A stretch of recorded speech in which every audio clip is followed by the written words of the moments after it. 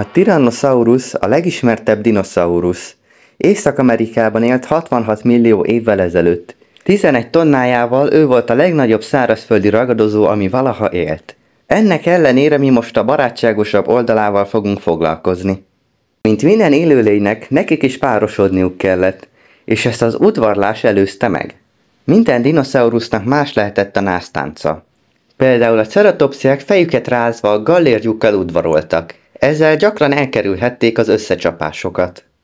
A nagy dinoszauruszok nagy kárt tudnak okozni egymásban, ezért inkább a kicsik csaphattak össze a párzási jogért. Számos dinoszaurusz pedig rivalkodó tollaival udvarolt. De a Tyrannosaurusnak se feltűnő tolla, se gallérja, és vigyáznia is kellett magára. Így mégis hogyan udvarolhatott? Ahhoz, hogy megkapjuk erre a választ, meg kell látogatnunk a modern dinoszauruszokat. A díszes piprák a legjobb táncosok a madárvilágban. Csapatmunkával nyűgözik le a nőstényeket, és mindig a legidősebb párosodik. Akár 10 év is eltelhet, mire a legfiatalabb lesz a párosodó képes. Mivel még nem találtunk sok T-rexet egy helyen, ez a fajta tánc ki van zárva. Akármilyen menő is lenne. Még beszélnék egy kicsit a moonwalkoló madárról is, de inkább térjünk át a nagytestű ragadozókra. A Tyrannosaurus egy nagytestű ragadozó a theropodák között. A sirályok szintén viszonylag nagytestű ragadozók a theropodák között. A hím kezdi az éneket, és hogyha tetszik a tojónak, akkor visszaénekel.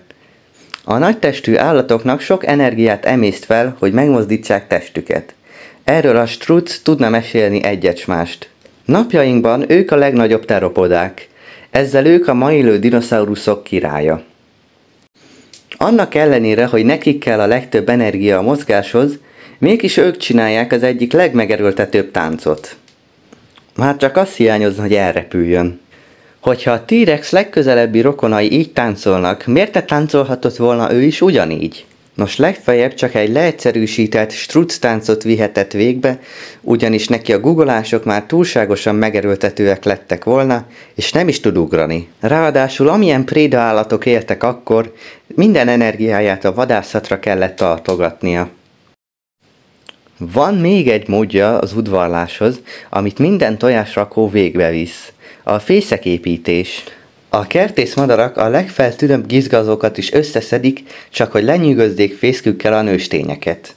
Mivel a T-rex állkapcsa nagyon erős, nem valószínű, hogy kicsi virágok tépkedésével foglalkozott. Sokkal inkább a nagyobb objektumokkal próbálta megmutatni erejét és fészeképítő képességét.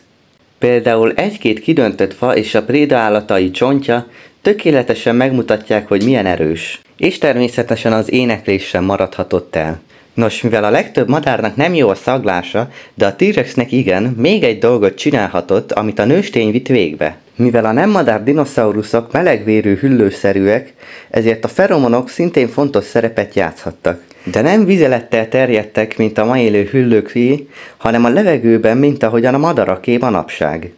A legtöbb hüllő feromonja túl nehéz, hogy messzire terjedjen a levegőben, de mivel a dinoszauruszok leszármazottai a madarak, ez nem valószínű, hogy probléma volt nekik. Viszont van egy dolog, amiben teljes mértékben hasonlítanak a hüllőkre. A színük.